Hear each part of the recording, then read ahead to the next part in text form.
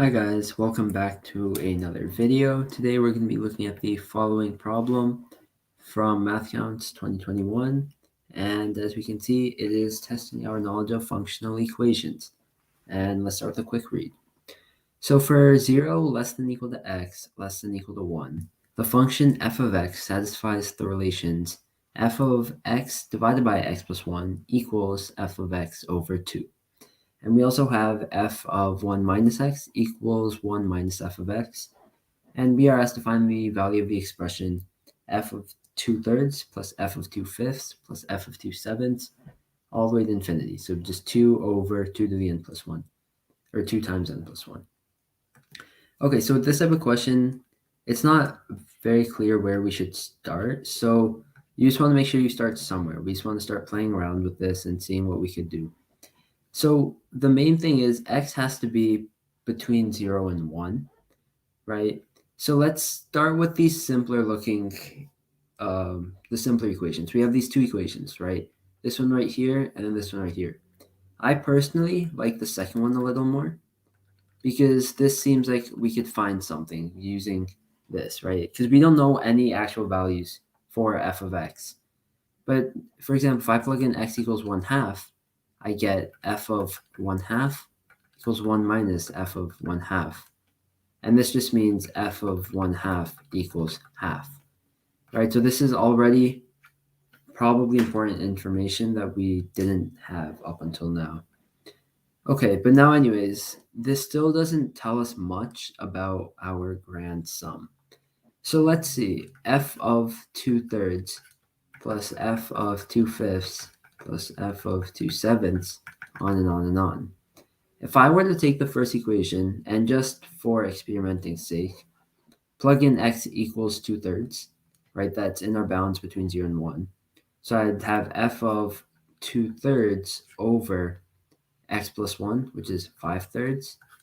And this is equal to f of 2/3 divided by 2.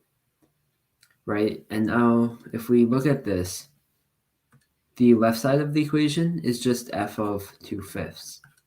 So we have f of 2/5 equals f of 2/3 times 1/2. Okay, so that's promising because we have f of 2/3, and from f of 2/3 we were able to get f of 2/5. And this kind of inspires us to do the next step, which is instead of plugging 2/3, if I plug in 2/5, I get f of 2/5 divided by divided by 7/5, and this is equal to f of 2/5 times 1/2, right? And we know the left-hand side. I could simplify this to f of 2/7 equals 1/2 f of 2/5. And now if you recall, f of 2/5 we found already is half of f of 2/3. So this would actually be half of f of 2/3, which is just 1/4 f of 2/3. And so you could see if we were to kind of continue this, we would basically get our original. We need to find f of 2/3 plus f of 2/5 plus f of 2/7, on and on and on. This just comes out to f of 2/3 plus 1/2 f of 2/3, right? Because we found f of 2/5 is half of f of 2/3, right?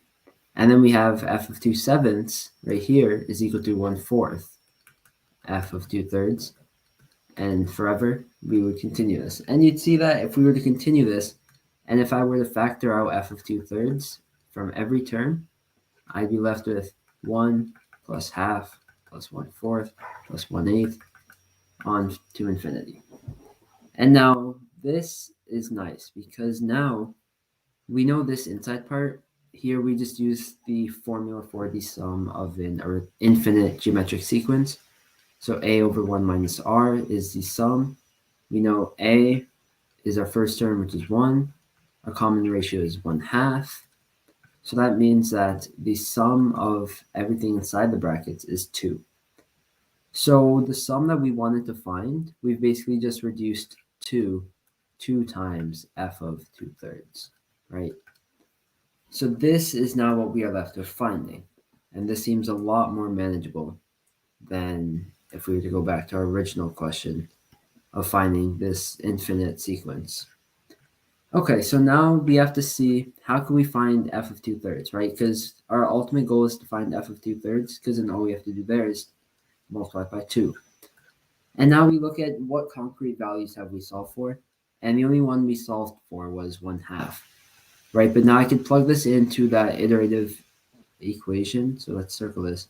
This equation right here, I could keep plugging in f of half to get more values. And so just to see what this would look like, if I were to plug in x equals 1/2, right, I get f of 1/2 over 3/2 equals f of 1/2 over 2. F of half, we already know is half. So this means that this is equal to 1/4, right? And if we simplify this, you just get f of 1/3 equals 1/4. And now you might see that we're close, because if you remember, f of 2/3 is what we had to find, right? And going back to the second equation they give us, we know that f of 1 minus x is just 1 minus f of x.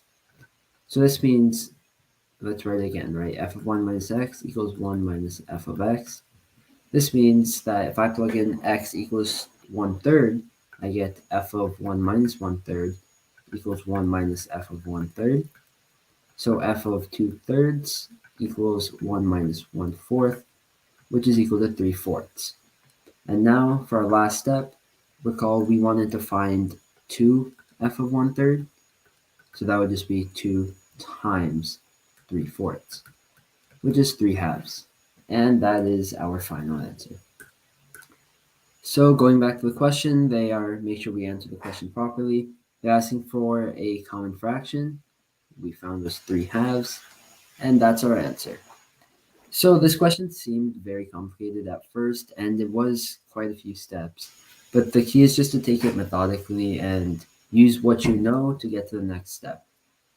But anyways, that should be all for today's video. If you have any questions, please leave a comment. And if you enjoyed the video, like and subscribe really helps us out. And I will be back again tomorrow with another problem. Thanks to everyone for joining.